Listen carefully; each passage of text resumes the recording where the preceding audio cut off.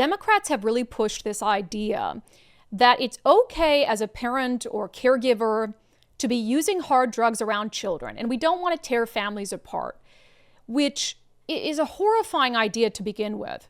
But anyone who thinks rationally knows what that will lead to. They knew that it would lead to this. A stark increase in the number of children who are dying. This segment is brought to you in partnership with our friends over at Future 42. Turn your frustration into action at future42.org. Make sure you sign up for their newsletter to be alerted to opportunities to do just that. So the numbers have gotten so bad when it comes to these children under the care of DCYF overdosing on drugs, that they've had these like special meetings to try to figure out, okay, what do we do about this? And it's just sad. These meetings go on for hours. And there's nothing meaningful that comes out of them. It's like this should be an absolute state of emergency situation. When you look at the numbers, and they get worse and worse. We talked about the latest numbers a few weeks ago, and now there's even more out that show the direction is heading. It's disgusting. It's horrible. We could have 3 times more children die this year under the care of DCYF related to drugs than last year. In the first 6 months of 2025, this is according to the Center Square, 92 children in Washington were killed or nearly killed. 90, you guys, 92. 92. So again, if you look back at 2020, for the whole year in 2020, 28 died or nearly died for an entire year. Now in the first 6 months of 2025, it's 92. One is too many. 92.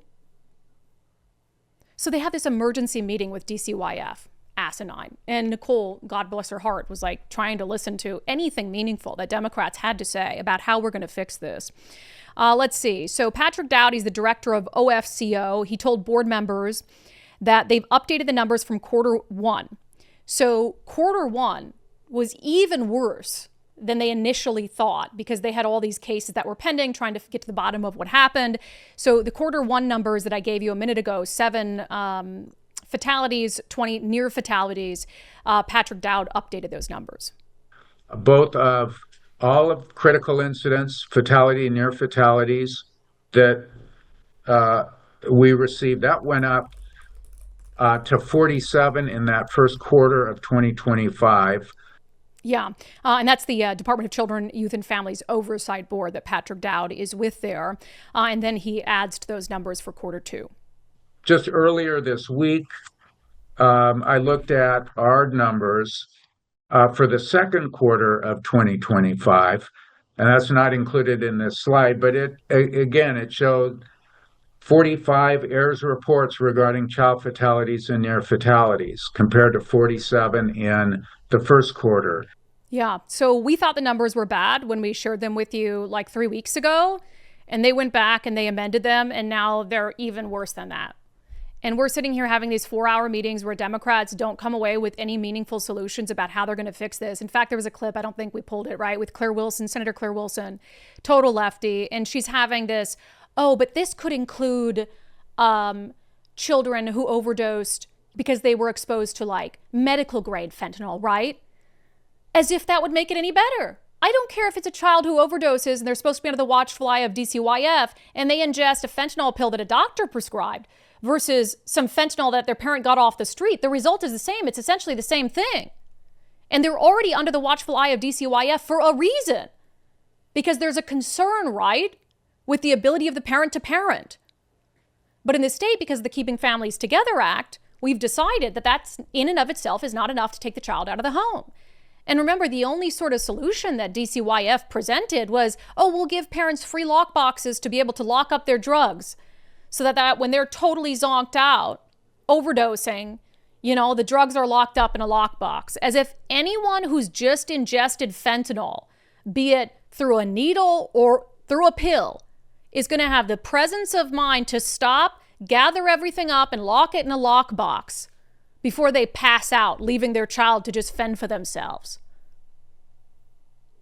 And there were efforts. I mean, this trajectory has been obvious. The trajectory has been obvious ever since the Keeping Families Together Act was passed. And there were a couple Democrats who were with Republicans this past session saying, hey, hello, do you see what's happening here? Children are dying. Can we fix that this session? Can we make it so that judges have more authority to remove these kids from the home temporarily? Can we make that this session? No, Democrats are like, we got other things to do. We got rent control. We got to get pay for our striking union workers because, they fund our political campaigns. We got to, improve reparations programs for people of color. We got to pass all these new taxes. The kids can keep dying. We'll maybe talk about it next year, maybe. But they're not going to unless the public is outraged. As every member of the public should be. It should not be a political issue. Since when is children dying a political issue? Since when is babies dying a political issue? It's insane, this place that we've come to, but they genuinely want to prioritize drug abusers above all else. Like, oh, drug abuse isn't a crime. Like, it's okay, they're there. And when we literally had the chair of the Public Safety Committee in Olympia, Chair Roger Goodman, who was on King 5 News because there were efforts to try to increase the penalties for a parent, the criminal penalties, if their child, overdoses from fentanyl. That was theirs. And Roger Goodman, honest to God, sat across from this King 5 reporter and said, well, we don't want to criminalize a parent who might not have known. They might not have had the presence of mind to know the consequences of their actions. So they just get a get out of jail free card for a child dying? It's crazy stuff, you guys. And at the same time this is happening, we've got the governor of the state of Washington who's defunding a pediatric care facility that takes care of drug-addicted babies. It's almost as if they want these babies to die. What other conclusion am I supposed to come to other than they want these babies to die?